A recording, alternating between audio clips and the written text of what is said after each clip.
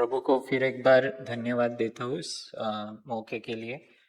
और अभी तक हमने जो एक सीरीज हम शुरू किए थे और चालू है वो सीरीज, जिस जो ओल्ड टेस्टमेंट के जो पुस्तक है उसके बारे में। तो हम पहला शमूएल और दूसरा शमूएल यह हमने देखा था। और दूसरा शमूएल में हमने देखा कि दाऊद अभी बूढ़ा हो गया है। और पहला राजा जो आज पुस्तक वो आज हम देखने वाले हैं, पहला राजा और दूसरा राजा। लेकिन हम सिर्फ आज पहला राजा फर्स्ट किंग्स वही देखेंगे। हिब्रू बाइबल में पहला राजा और दूसरा राजा एक ही पुस्तक है। लेकिन जो दूसरे भाषांतर हुए बाइबल के उसमें उसको बुक को डिवाइड किया गया है। तो इंग्लिश में मराठी में भी हम देखते पहला राजा दूसरा राजा। लेकिन ये जो किताब है राजाओं का, ये 400 लगभग 400 साल का इतिहास बताता है। तो बहुत बड़ा समय है। तो पहला राजा का पुस्तक सुलेमान जो राजा है वहां से शुरू होता है और बाबेल का जो बंदीवास उनको हुआ उधर तक वो चालू रहता है। तो बहुत ही बड़ा ऐसा काल का ये समय का ये पुस्तक है। लेकिन हम पहले राजा का किताब आज देखेंगे और वो भी आधा ही देखेंगे क्योंकि वक्त हमारे पास थोड़ा ज़्यादा चाहिए ये सब कंप्लीट करने। तो आज मैं आधा बताऊंगा और नेक्स्ट टाइम मैं बाकी का किताब आपको बताऊंगा। तो पहला राजा जो 1 से 11 अध्याय है, वो 11 अध्याय सुलेमान के बारे में, सलमोन जो राजा है उसके बारे में हम देखते हैं। तो उसके बारे में ये बताता है ये पहले 11 अध्याय। और ये बहुत ही ज़रूरी है। और अगर आपने देखा कि ये जो टाइमलाइन जैसे मैंने दिखाया है तो वो दिखाएंगे तो अच्छा होगा। तो पहले 3 जो राजा है, शाऊल, दाऊद और सुलेमान, इसको मैंने संयुक्त राज्य बताया है। संयुक्त क्यों? क्योंकि 12 के 12 जो गोत्र थे, वंश थे इज़राइल के, उन सभी पर ये तीनों राजा राज्य करते थे, शाऊल, दाऊद और सुलेमान। लेकिन सुलेमान के बाद ऐसी कुछ घटना घटी सुलेमान के जीवन काल में ही कि उसके वजह से परमेश्वर को ये जो इज़राइल है 12 गोत्र, उनको डिवाइड करना पड़ा, 2 भागों में बांटना पड़ा। तो वो क्या हो गया था सुलेमान के राज्य में वो आज हम देखेंगे। लेकिन उसके बाद अगर आप ये 2 लाइन देखेंगे तो ये 2 लाइन हो गए, और उत्तर का राज्य और नीचे दक्षिण का राज्य। तो उत्तर के राज्य को इस्राएल कहा गया और दक्षिण के राज्य को यहूदा कहा गया। और ये उत्तर का राज्य उधर जो कुछ बातें हुई उसके वजह से परमेश्वर ने उनको न्याय किया। और 722 ख्रीस्त पूर्व में 722 BC में वो पूरा राज्य परमेश्वर ने न्याय किया और उसके वजह से वो खत्म हो गया।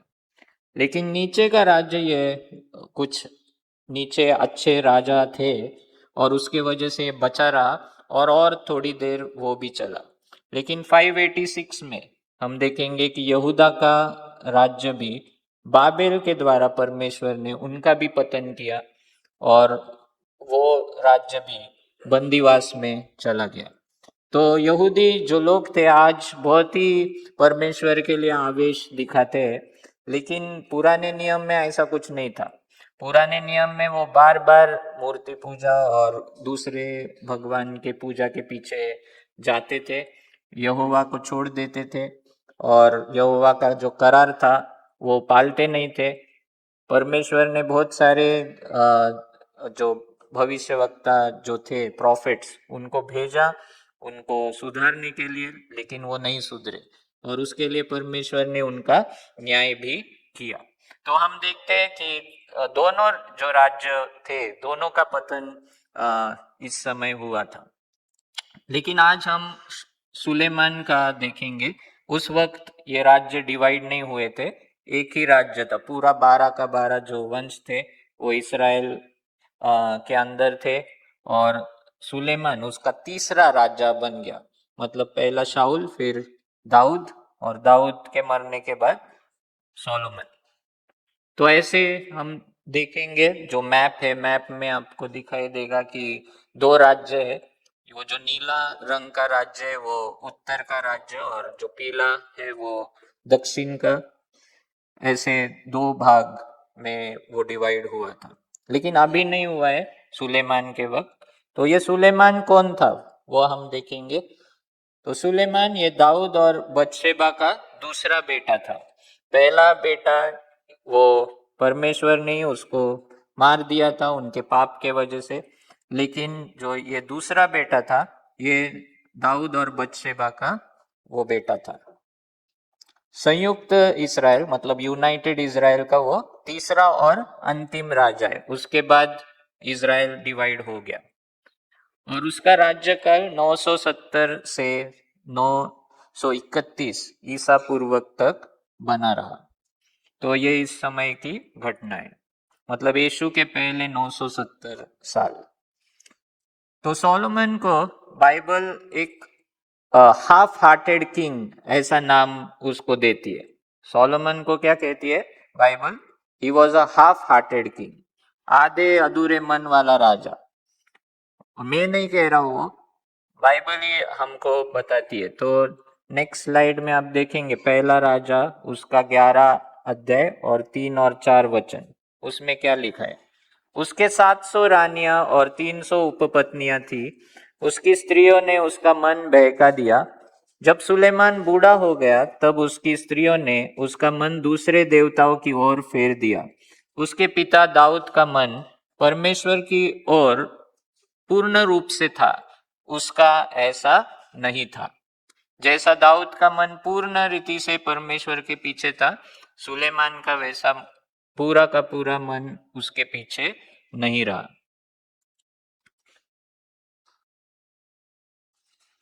अब हम सुलेमान का जन्म देखेंगे। तब दाऊद ने अपनी पत्नी बत्शेबा को सांत्वना दी, वह उसके पास जाकर सोया। उसके बाद उसे एक पुत्र हुआ। उसने उसका नाम सुलेमान रखा, परमेश्वर को वो प्रिय हुआ। और उसने नातान भविष्यवक्ता के द्वारा कहलवाकर परमेश्वर के लिए उसका नाम यदिद्या, परमेश्वर का प्रिय, रखा। तो सोलोमन का एक्चुअल नाम क्या था? यदिद्या मतलब परमेश्वर का प्रिय, जेडाएडा ऐसा इंग्लिश में लिखा है। लेकिन बाद में उसको सोलोमन ऐसा नाम दिया गया। सोलोमन ये शालोम नाम से आता है। शालोम का मतलब शांति, प्रिय और शांति। तो सुलेमान की शुरुआत तो बहुत अच्छी हुई। उसके राज्य की शुरुआत, वो कैसे राजा बना, ये बहुत अच्छे रीति से तीसरे अध्याय में दिया है, तीसरा अध्याय।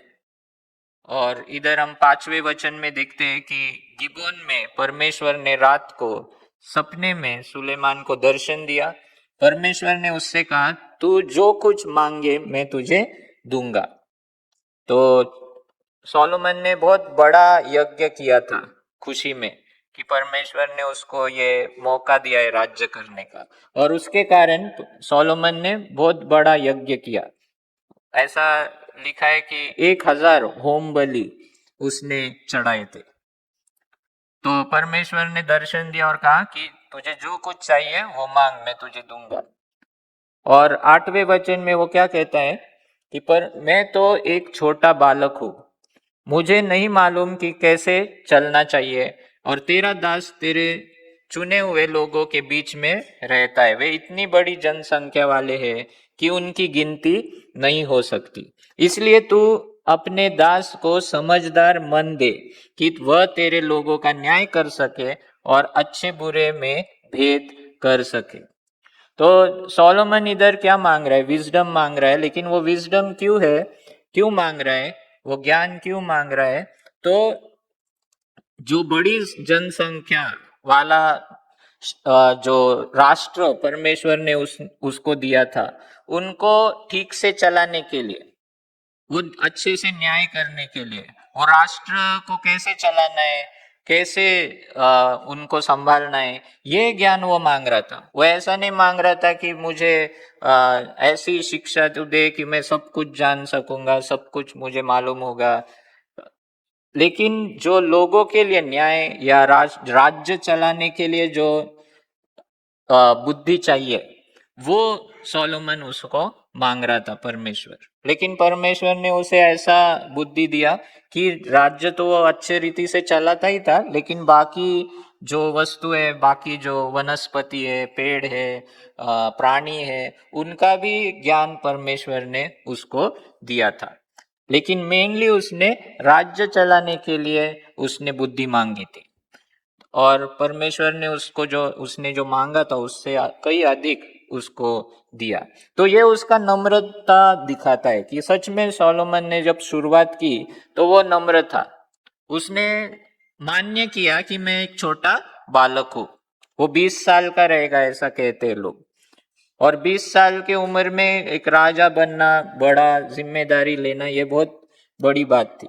और वो उसने कबूल की कि मैं अपने बल पर ये राज्य नहीं चला सकता, तो मुझे आप बुद्धि दीजिए और एक समझदार मन दो, और अच्छे और बुरे का भेद भी मैं समझ सकूं, ऐसा ज्ञान मुझे दो। और परमेश्वर ने उसको वो दिया।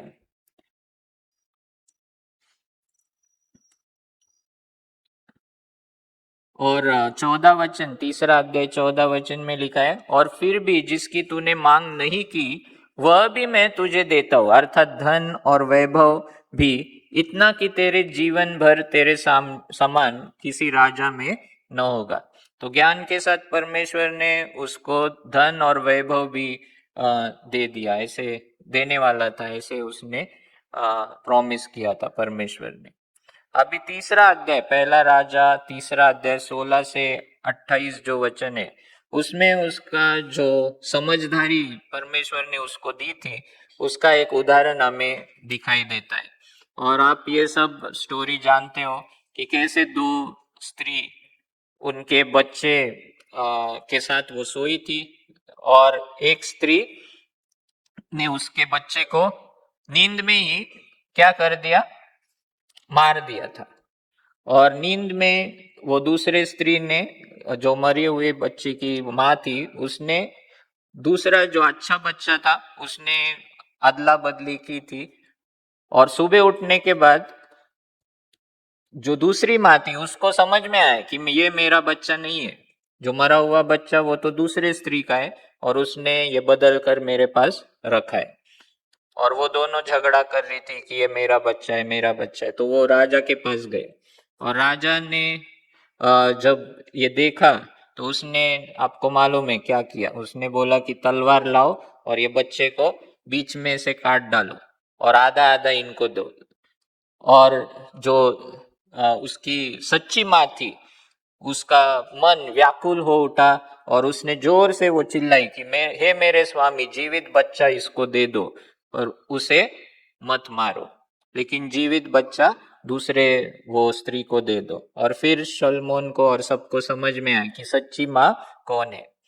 अभी ये हम बहुत बार पढ़ चुके हैं, उसके लिए हमको कुछ नयापन नहीं दिखता, लेकिन जब ये हुआ था तब ये बहुत ही आश्चर्य का एक कार्य था। और जब लोगों ने देखा कि सलमोन ने कैसे न्याय किया है बहुत अच्छे रीति से, और सच्ची माँ ढूंढने के लिए उसने क्या किया, ये सब जब देखा तो लोग आश्चर्य करने लग गए, और सच में उन्होंने अनुभव किया कि प्रभु ने इसको सच में एक आशीर्वाद दिया है, अच्छा और जो गलत है उसका भेद जानने के लिए। तो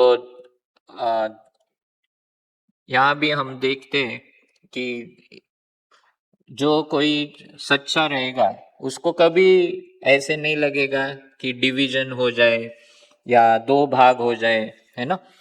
जो सच्चा है उसको लगेगा कि मैं पीछे हटता हूँ, लेकिन किसी का डिवीजन होना नहीं चाहिए, किसी व्यक्ति का, किसी कुटुंब का, किसी मंडली का अगर डिवीजन हो रहा है तो फिर हमें पीछे हटना है। हाँ, अगर ये प्रभु चाहता है कि डिवीजन हो तो वो होता है, लेकिन अगर वो प्रभु नहीं चाहता तो जो सच्चा व्यक्ति है वो पीछे हट लेगा। ये भी हम इससे सीखते हैं।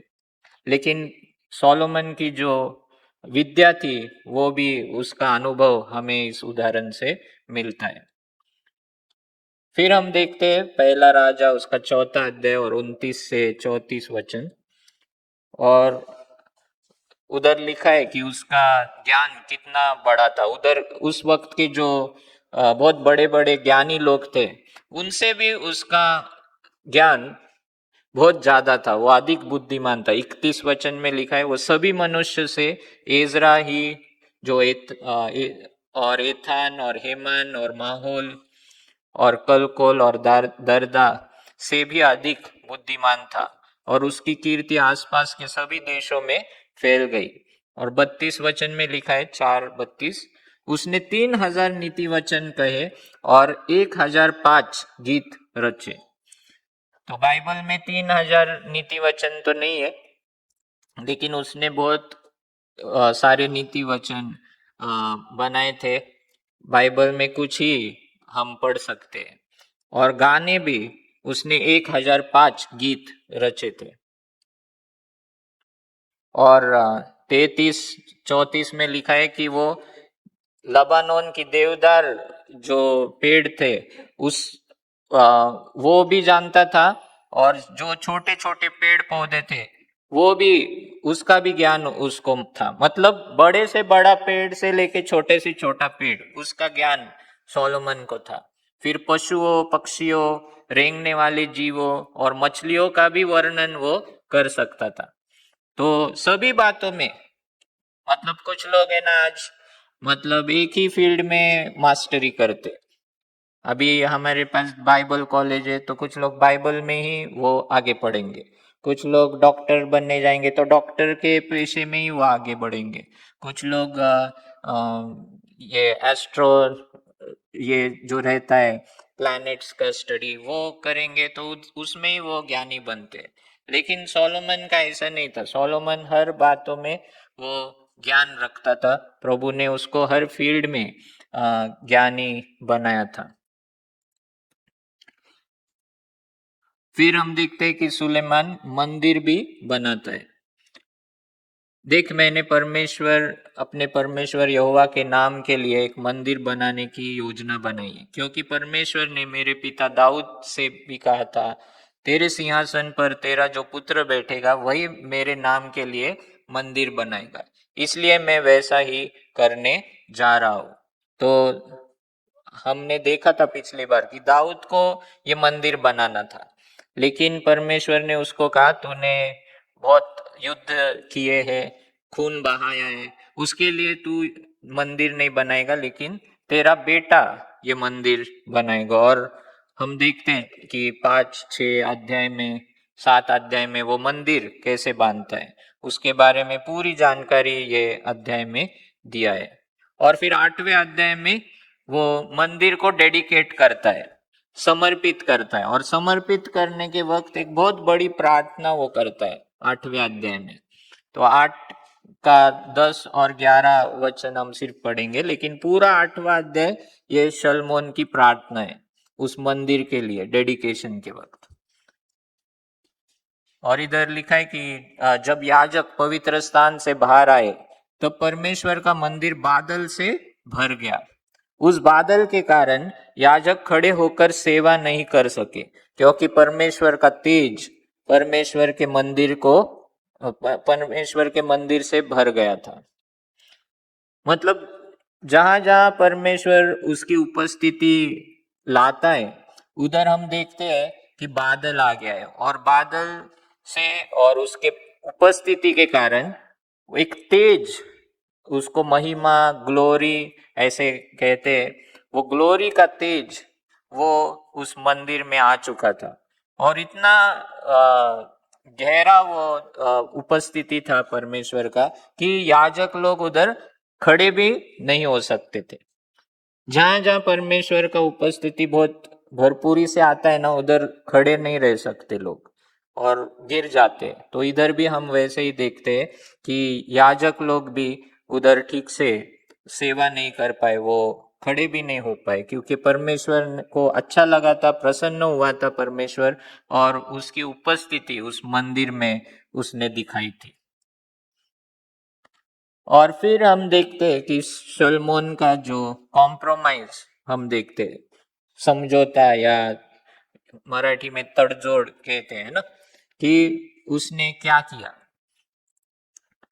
राजा के संबंध में निर्देश। तो 10वां अध्याय, ये 10वां अध्याय और 14 वचन से हम देखते हैं कि 10 अध्याय और 14 वचन से आगे जो लेखक है पहला राजा का, वो एक समरी बना रहा है, एक समरी के रूप में दिखा रहा है कि सोलोमन ने अपना जीवन कैसे जिया।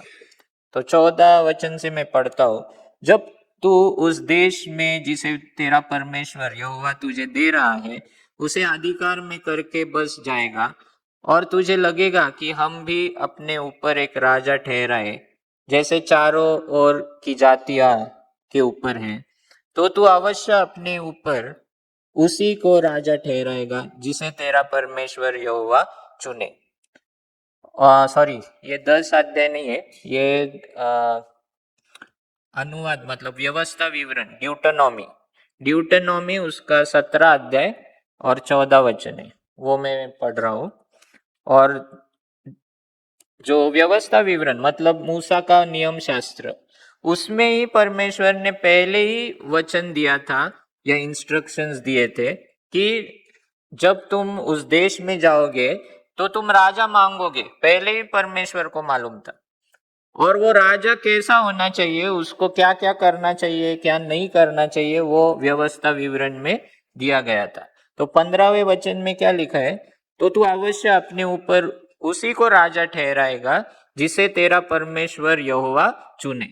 मतलब पहला कंडीशन ऐसा था कि जो कोई राजा चुनेंगे तुम, वो तुम नहीं चुनोगे लेकिन परमेश्वर तुम्हारे लिए चुनेगा। फिर अपने भाइयों में से ही अपने ऊपर एक राजा ठहराओ। भाइयों में से मतलब वो इजरायली होना चाहिए, वो बाहर दूसरे देश का नहीं होना चाहिए, फॉरेनर नहीं होना चाहिए। अपने भाइयों के अतिरिक्त किसी परदेशी को अपने ऊपर न ठहराओ।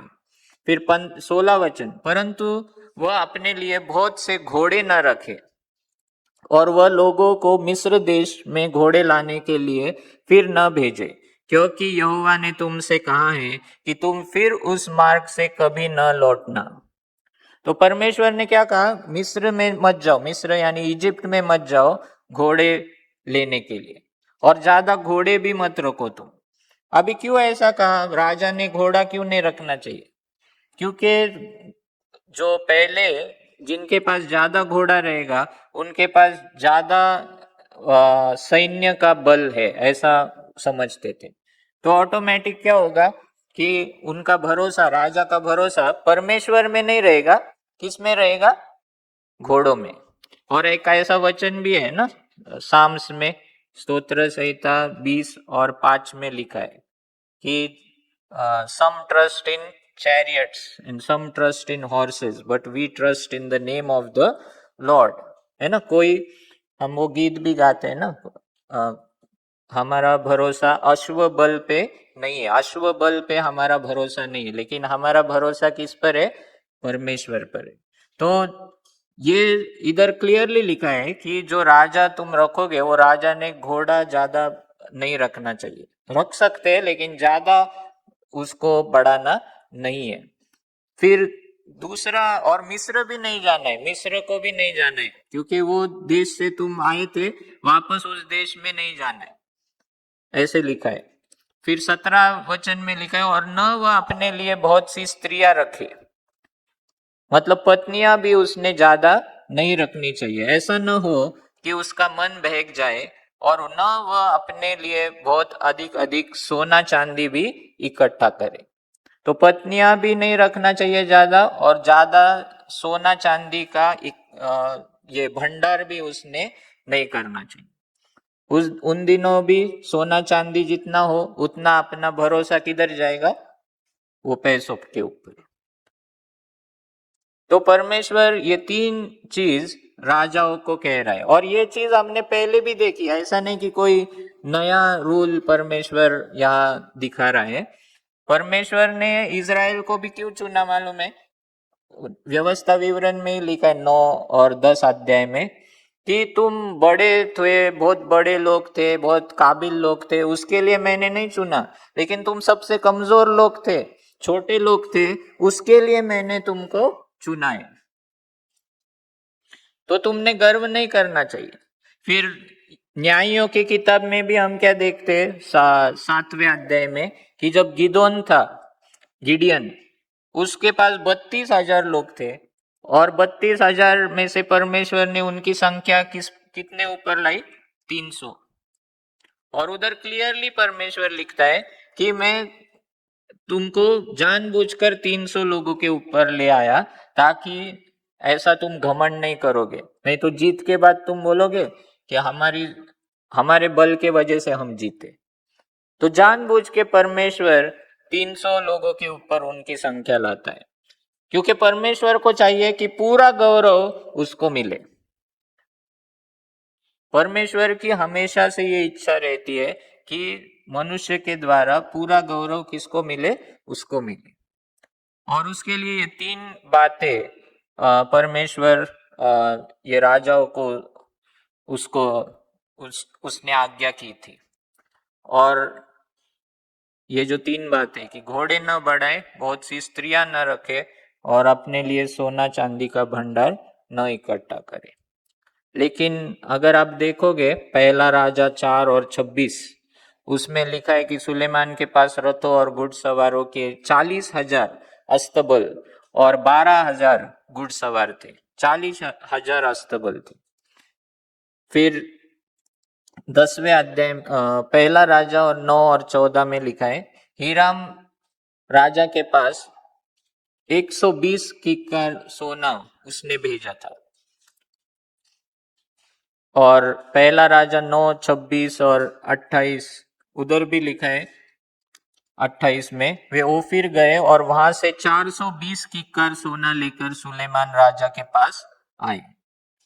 420 किक्कार सोना। ये किक्कार क्या है? तो इधर लिखा है कि 420 किक्कार यानी लगभग 16 टन। 16 टन मतलब 16,000 किलो, 16,000 kg गोल्ड। और भी लिखा है, प्रतिवर्ष सुलेमान के पास आने वाला सोना, प्रतिवर्ष, एक राजा 10-14 में लिखा है कि प्रतिवर्ष उसके पास आने वाला सोना 666 किक्कार, 666 टैलेंट्स, यानी लगभग 24 टन।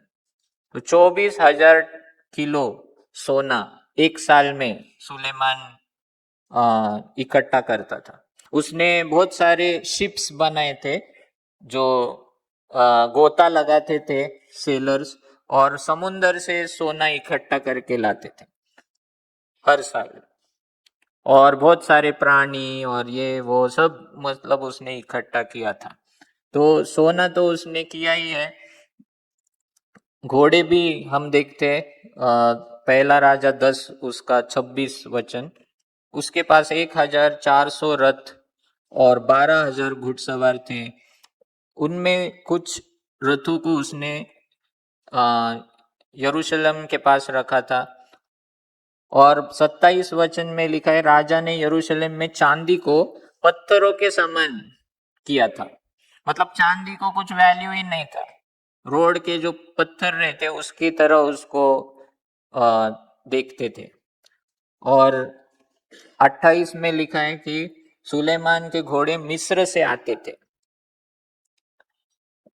तो घोड़े के बारे में लिखा है, सोना चांदी के बारे में लिखा है, और अभी क्या रह गया तो स्त्री। और वो पहला राजा 11 में लिखा है, पहला राजा और 11 वचन। और तीसरे वचन में लिखा है, या 2 से हम पढ़ेंगे, इन देशों के विषय में परमेश्वर ने इस्राएलियों से कहा था, तुम उनके साथ विवाह संबंध न करो और न वे तुम्हारे साथ करे, क्योंकि वे निश्चय तुम्हारे मन को अपने देवताओं की ओर फेर देंगे। पर सुलेमान ने उनसे प्रेम करने लगा। उसके 700 रानियां और 300 उपपत्नियां थी, और उसकी स्त्रियों ने उसका मन बहका दिया। जब सुलेमान बूढ़ा हो गया, तब उसकी स्त्रियों ने उसका मन दूसरे देवताओं की ओर फेर दिया, और उसका मन उसके पिता दाऊद के मन के समान अपने परमेश्वर यहोवा की ओर पूर्ण न रहा।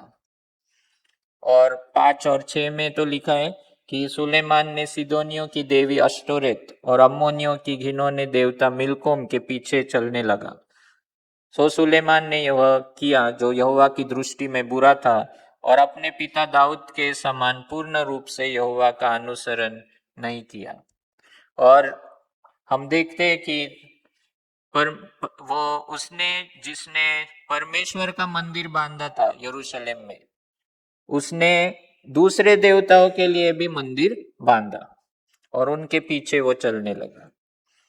तो परमेश्वर उसके ऊपर गुस्सा हुआ और परमेश्वर ने कहा कि अब मैं ये इस पाप के कारण मैं तेरे राज्य को मैं 2 भागों में करने वाला हूं। और उसके लिए सुलेमान मरने के बाद राज्य 2 भागों में बढ़ गया। तो ये बंटने का कारण क्या था? तो डेफिनेटली ये सुलेमान का ये पाप था। उसके पाप के वजह से ये राज्य 2 भागों में बढ़ गया। तो सुलेमान की शुरुआत बहुत अच्छी रही, लेकिन जो अंत था वो इस तरह से हो गया। तो हम क्या सीखते हैं इससे? कि केवल ज्ञान होने से कुछ लाभ नहीं होता। सिर्फ हमको बहुत ज्ञान है बाइबल का, प्रभु ने ज्ञान दिया है, उसका मतलब ये नहीं कि हम सही डिसीजन हमेशा लेते रहेंगे। उसमें हमें हर पल प्रभु के ऊपर निर्भर रहना है। बहुत से लोगों को लगेगा अगर ज्ञान है तो मुझसे गलती नहीं होगी, मुझसे कुछ बुरी बात नहीं होगी, लेकिन ऐसा कुछ नहीं है। ज्ञान होने पर भी हम गलतियां कर सकते हैं और सुलेमान उसका बहुत बड़ा उदाहरण है। ज्ञान के साथ प्रभु के ऊपर प्रेम भी रहना चाहिए, क्योंकि प्यार है अगर प्रभु पर, वो ही हमको सुरक्षित रख सकता है, प्रभु के ऊपर जो हमारा प्यार है। ज्ञान से क्या होता है? पौलुस कहता है ज्ञान हमें फुलाता है, हमको घमंड लाता है ज्ञान, लेकिन प्रेम हमारी बढ़ोतरी करता है। ज्ञान के साथ परमेश्वर का भय भी होना चाहिए, है ना? क्योंकि प्रोवर्ब्स में खुद सोलोमन ही लिखता है कि fear of the Lord is the beginning of wisdom. वो खुद बोलता है, लेकिन खुद उसके जीवन में परमेश्वर ने जो एक बहुत बड़ा समय दिया है हमारा जीवन काल, और शायद हम 40 साल से 30 साल से हम प्रभु के पीछे हम चलते आ रहे हैं, लेकिन ये गारंटी नहीं है कि 30 साल के बाद हम प्रभु के पीछे वैसे ही चलते रहेंगे क्या? ये गारंटी नहीं है। उसके लिए हमें रोज और रोज प्रभु के ऊपर निर्भर रहना है। हम वो प्रभु के प्रार्थना में एक वाक्य कहते हैं ना, give us this day our daily bread, है ना? हमको हमारी रोज की रोटी तू दे। रोज की रोटी, है ना? ऐसा लिखा है, रोज की रोटी। हम क्या सोचते हैं मालूम है क्या? हम पूरे जीवन भर और हमारे बच्चों के जीवन के लिए भी हम क्या करेंगे? इकट्ठा करते रहेंगे। हमारे जीवन के लिए तो करते ही है, बच्चों के जीवन के लिए भी इकट्ठा करते रहते हम। उसका मतलब ये नहीं कि हमने सेविंग नहीं करना चाहिए या प्लानिंग नहीं करना चाहिए, लेकिन इतना भी मत करो कि तुम उसका क्या करोगे वही तुमको मालूम नहीं है। हमको प्रभु के ऊपर निर्भर रहना है और रोज उसके पास जाना है, रोज उसके ऊपर डिपेंड रहना है। तो भय ये होना ही चाहिए, और भय होने से ही परमेश्वर का ज्ञान या उसकी बातें हम हमारे जीवन में पालन कर सकते। सिर्फ ज्ञान रहने से कुछ नहीं होता। बाइबल के वचन हम पाठ बोलते, उससे कुछ नहीं होता, लेकिन बाइबल कितना हम आचरण में लाते हैं जीवन में, वो उससे हमारे जीवन में आशीष आता है।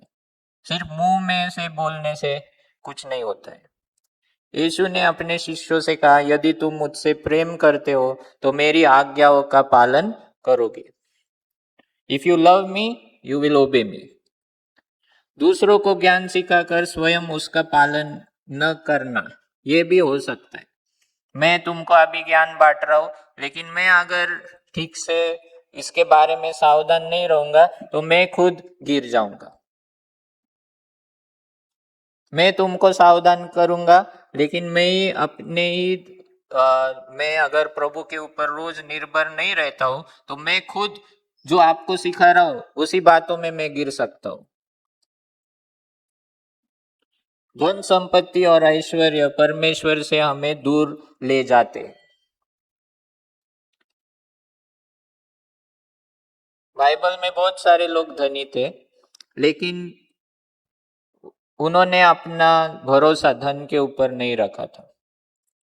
जो जो लोग उसके ऊपर प्यार करने लगते हैं, क्योंकि बाइबल में लिखा है the root of all evil is what? Love for money. Love for money. Root of evil is not money, लेकिन root of all evil is love for the money.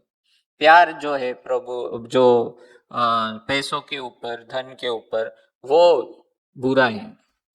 और उसके लिए हमें अ, धन को ऐसे लिपट के नहीं रहना है।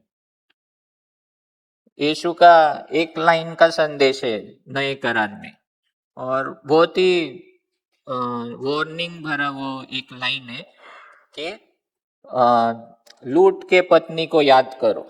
Remember lots wife. लूट के पत्नी को याद करो। एक ही लाइन का संदेश है, और उसके ऊपर हमें मनन करना चाहिए कि क्या प्रभु कहना चाहता था। लूट के पत्नी को याद करो। अगर आपको वो कहानी मालूम है तो आपको याद आएगा कि क्या प्रभु कहना चाहता था, क्योंकि उसका पूरा मन ये धरती के ऊपर ही था, उसके घर के ऊपर, संपत्ति के ऊपर ही था। हम परमेश्वर के बजाय धन पर भरोसा करने लगते हैं। परमेश्वर के दर्शन के बाद भी हम उससे दूर जा सकते हैं। बाइबल में लिखा है, एक 3 अध्याय में और एक 9वें अध्याय में 2 बार परमेश्वर ने सुलेमान को दर्शन दिया था। बहुत से लोगों को लगता है परमेश्वर अगर हमारे जीवन में दर्शन देगा, बड़े बड़े चमत्कार करेगा, हम कभी उससे दूर नहीं भागेंगे। लेकिन कितना भी हमको अनुभव आने दो, कितना भी हमको परमेश्वर का दर्शन, विजन्स देखेंगे बहुत बड़े बड़े, फिर भी वो डेंजर है। सुलेमान ने 2 बार परमेश्वर को आमने सामने देखा था, फिर भी उसका मन फिर गया। पाप हमारी आने वाली पीढ़ियों पर भी प्रभाव डालता है, ये भी बहुत जरूरी है। हम जो आज कर रहे हैं वो आज सिर्फ हमारे लिए गलत है ऐसा नहीं, लेकिन हमारे आने वाली पीढ़ी को भी वो बर्बाद कर सकता है। सुलेमान के पाप के वजह से क्या हुआ? जो दो दो भागों में इजराइल बढ़ गया। तो हमारा पाप सिर्फ हमको ही असर नहीं करता, हमारा पाप हमारे पीढ़ी को भी असर करता है। और उसके लिए हमारे बच्चों के लिए भी हमें ध्यान रखना है कि हम प्रभु के मार्गों पर हम चलना चाहिए। और एक बात मैंने एक बार सुनी थी कि सुलेमान के समय में, ये जो 11 अध्याय है, उसमें एक भी भविष्य वक्ता हमें दिखाई नहीं देता। शाऊल के वक्त भी सैमुअल था, और दाऊद के वक्त कौन था? नाथन था, गाद था, है ना। लेकिन सुलेमान के वक्त एक भी भविष्य वक्ता क्यों नहीं दिख रहा इधर? मुझे नहीं लगता कि परमेश्वर ने कोई भेजा नहीं रहेगा उसके पास, भेजा रहेगा, लेकिन मुझे लगता है सोलोमन ने उसे खड़ा नहीं किया होगा, या उसको सुना नहीं होगा।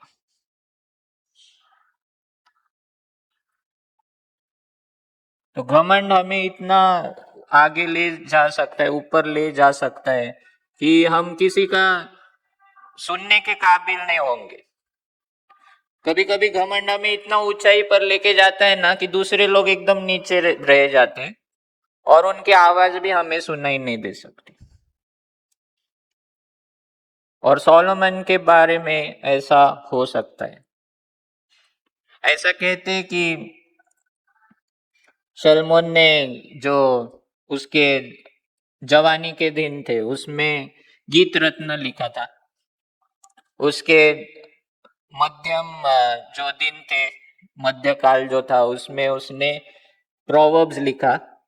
और जो बुढ़ापे के दिन थे, उसमें उसने उपदेशक जो थे, सबोपदेशक, वो किताब लिखी। और सब कुछ करने के बाद वो पश्चाताप कर रहा है, ऐसे कुछ लोग लिखते हैं। कुछ लोग मानते हैं कि वो पुस्तक उसने लिखा ही नहीं है, कोई लेखक उसका रोल लेकर ये किताब लिख रहा है। और अगर ये सोलोमन के शब्द नहीं हो रहेंगे तो फिर उसका पश्चाताप बाइबल में लिखा ही नहीं है अभी तक। और अगर ये लिखा है उसने ही, तो शायद वो पश्चाताप करता होगा। और उपदेशक का 12 अध्याय और 13 और 14 वचन, अब सब कुछ सुना जा चुका है, सब बातों का सार यह है, परमेश्वर का भय मानो और उसकी आज्ञाओं का पालन करो, क्योंकि मनुष्य का संपूर्ण कर्तव्य यही है। क्योंकि परमेश्वर हर एक काम, चाहे वह गुप्त हो या प्रकट, उसका न्याय वो करेगा। तो लेखक ये लिख रहा है कि सब कुछ होने के बाद ये जान लो कि हमारे हर एक कार्य का न्याय होने वाला है। वो कितना भी गुप्त रहने दो, कितना भी लोगों के सामने रहने दो, हर एक बात का, अच्छा या बुरा, उसका न्याय होने वाला है। और ये बात हमें समझनी चाहिए, और ये जो हमने देखा, ये भी बातें हमने याद रखनी चाहिए। तो हम प्रार्थना करेंगे कि सोलोमन के जैसे हम नहीं बने। सोलोमन ने हमें बहुत ज्ञान सिखाया, लेकिन उसने आखिर तक वो पालन नहीं कर पाया। हमें यही प्रार्थना करना है कि हमें परमेश्वर तू मत गिरने दे। रोज हम तेरे ऊपर हम भरोसा करेंगे, और हमारे आगे के पीढ़ी के लिए हम अच्छा जीवन जिएंगे, एक अच्छा उदाहरण बनेंगे। इसके लिए तू हमें कृपा दे। हे परमेश्वर, मैं तुझे धन्यवाद देता हूँ इस समय के लिए। और सलमान राजा के जीवन से हम यही सीखते हैं कि कितने भी हम बुद्धिमान हो, कितने भी हम तेरे प्रिय हो, कितने भी हम कार्य करने वाले हो, तेरे मंदिर बांधने वाले हो, लेकिन हम अगर सावधान नहीं रहे तो हम गलती कर सकते हैं, हम मार्ग से भटक सकते हैं।